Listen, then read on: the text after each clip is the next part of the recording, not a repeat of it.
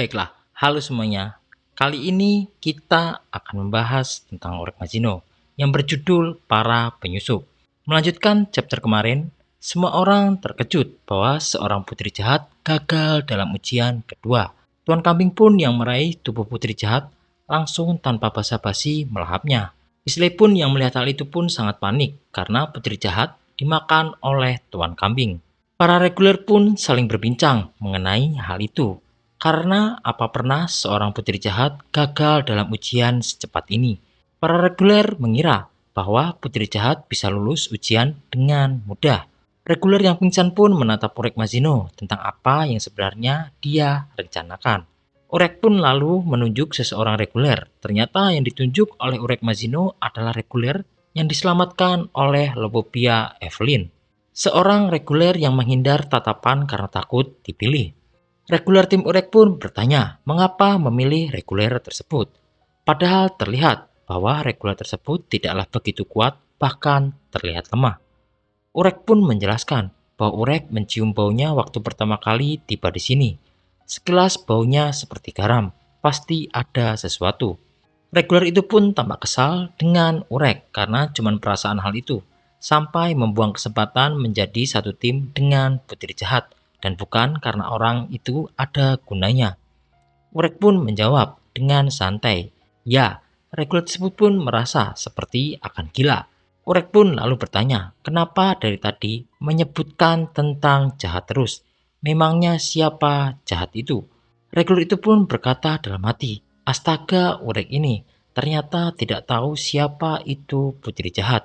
Lalu reguler tersebut pun berbisik kepada Orek Mazino. Orek pun sedikit terkejut bahwa jahat adalah Raja Menara.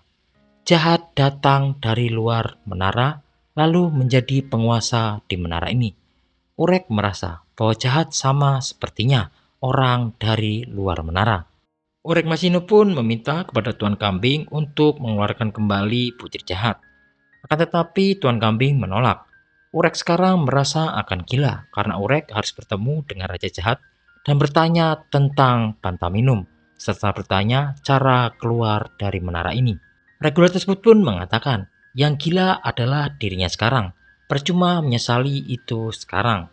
Orek pun tadinya ingin menonton saja, sekarang Orek akan menangkap dulu orang yang sudah dia tandai di permainan selanjutnya. Reguler tersebut pun hanya bisa percaya pada intuisi Orek Mazino. Tuan Kambing pun kembali memainkan permainan Hong Pimpa. Lalu para reguler pun merasa sekarang Hong Pimpa bersama Tuan Kambing jauh lebih sulit. Dalam permainan kali ini hanya 6 orang yang lolos, termasuk Orek Mazino dan Lobopia Evelyn. Kemudian Lobopia Evelyn pun merasa setelah ini tidak bisa lagi membentuk tim sama sekali. Permainan semakin lama akan semakin sulit. Untuk menyingkirkan seseorang yang dibutuhkan hanyalah kemampuan. Tapi untuk membentuk tim yang dibutuhkan adalah kepercayaan, bukan kemampuan. Untuk menjadikan seseorang sebagai anggota timnya, kalau tidak ada kepercayaan mutlak, mustahil membentuk tim dalam permainan ini. Di tempat ini, semua orang adalah saingan yang asing, tidak ada orang yang bisa dipercaya. Sambil Lobopia Evelyn menatap reguler yang dia selamatkan pada ujian pertama. Ternyata nama reguler tersebut adalah Lu. Evelyn pun lanjut bergumam. Dirinya memang mempercayai Lu, tetapi Lu terlalu lemah jika menjadi timnya. Evelyn merasa gusar jika di masa depan satu tim dengan Lu. Orek pun tiba-tiba menghampiri Lu. Evelyn yang melihat hal itu dari kejauhan, ada seseorang yang menghampiri Lu. Evelyn menduga apa mereka ingin merekrut Lu menjadi anggota timnya. Sebelum Lu dihampiri oleh Orek, dia merasa tidak ada seorang pun yang mendatanginya.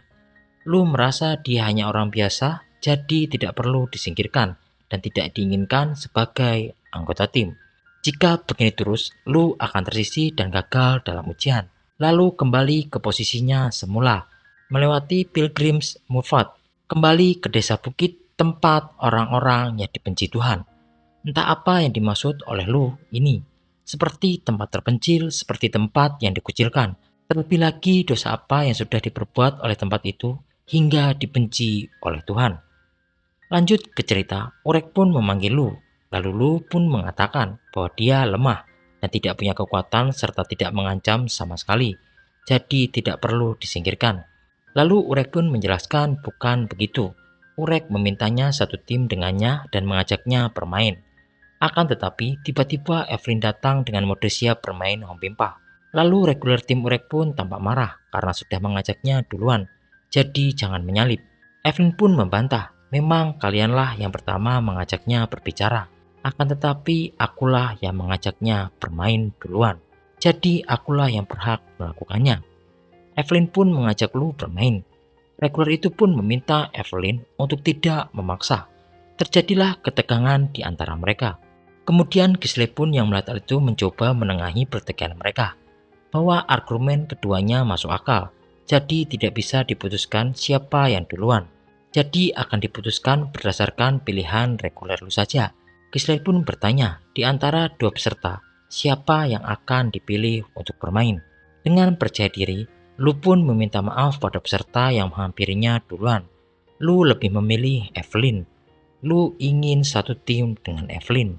Lu pun bersumpah tidak akan mengubah posisi tangannya ini.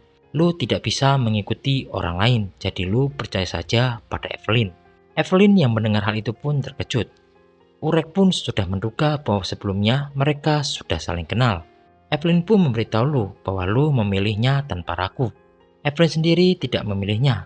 Evelyn berprasangka pada Lu ingin balas dendam karena tidak memilihnya dan ingin menjebaknya. Jika itu niat dari Lu, Evelyn tidak akan tertipu.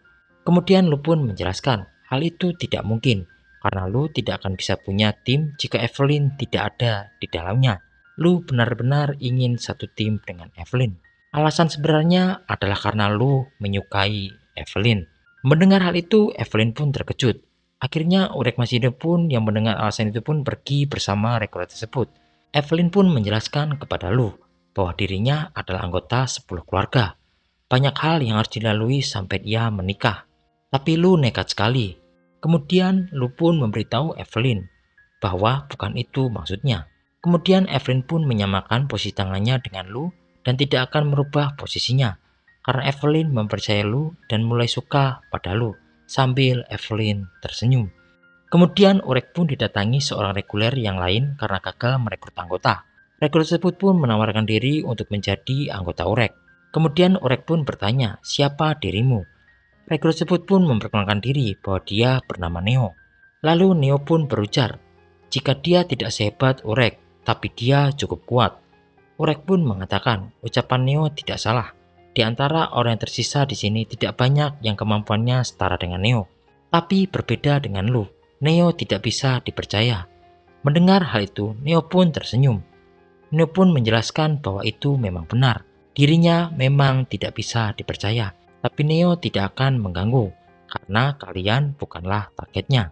Urek pun merasa hal tentang Neo, meski samar-samar dari dekat tercium bau yang sama. Dia mengeluarkan bau garam yang sama. Urek pun jadi penasaran. Neo dan Urek pun bermain pipa dan posisi tangan mereka pun sama. Akhirnya Urek menerima Neo sebagai anggota timnya asal bisa mengikutinya. Neo pun lalu berterima kasih. Kemudian Gisley pun memberikan pengumuman. Waktu yang ditentukan sudah habis. Dengan begini waktu penentuan tim sudah selesai. Tim yang ditentukan di babak ini ada 10 tim. Peserta yang tidak mendapatkan tim dinyatakan gagal dan peserta yang sudah mendapatkan tim akan maju ke babak selanjutnya. Selamat kalian lolos ke babak selanjutnya. Urek pun merasa heran karena ada 10 tim. Padahal di sini cuma ada 9 tim. Beralih ke dalam perut Tuan Kambing, ternyata ada sebuah deathmatch yang sedang terjadi di antara para reguler yang ditelan. Dari pertarungan berdarah itu hanya ada 3 orang yang selamat. Di scene ini ditunjukkan bahwa salah satu yang selamat adalah Putri Jahat. Gisley pun yang melihat ke dalam perut Tuan Kambing pun takjub. Meski Gisley sebelumnya sudah diperingatkan, tetap saja kekuatannya benar-benar mengejutkan. Itu kekuatan yang menakjubkan. Gisley pun memberitahu Putri Jahat, untung saja sudah menyiapkan permainan deathmatch ini. Gisley panik karena Putri Jahat tiba-tiba dilahap Tuan Kambing. Sambil melirik ke arah Gisley, Putri Jahat pun bertanya, peraturannya tidak diubah mendadak karena dirinya kan? Gisley pun menjawab, tidak pernah, saya tidak pernah bilang peserta yang dimakan Tuan Kambing akan dieliminasi. Selain itu ada 3 peserta yang ada di sini. Harus mengeliminasi 1 orang yang secara resmi sudah naik agar bisa lolos ke ujian berikutnya. Karena itu kalian yang secara resmi belum dinyatakan selamat di sini akan disebut sebagai para penyusup. Putri jahat pun merespon, terserah, baguslah jika ada aturan seperti itu. Putri jahat pun bertekad, dalam ujian selanjutnya pasti akan menjatuhkan laki-laki yang sudah membuatnya terhina seperti ini. Putri jahat pun bergumam dalam hati, berani-beraninya dia menolak tawaranku dan menghinaku seperti ini. Putri jahat pun tidak akan pernah memaafkan Oregmazino. Ditutup pada chapter kali ini, ada pengumuman pemberitahuan kepada semua pengawas ujian bahwa ujian kedua sudah selesai. Total 30 reguler yang menjadi peserta telah dipilih di arena ujian. Para pengawas ujian mohon menyambut para reguler dan bersiap untuk hadir di ujian berikutnya. Karena ujian selanjutnya adalah Crown Game. Dan John pun merasa ini sangat menarik. Dan John pun mengajak para pengawas yang lain untuk menyambut para reguler. Baiklah, sekian pembahasan di chapter kali ini. Terima kasih dan sampai bertemu di next video. Bye-bye.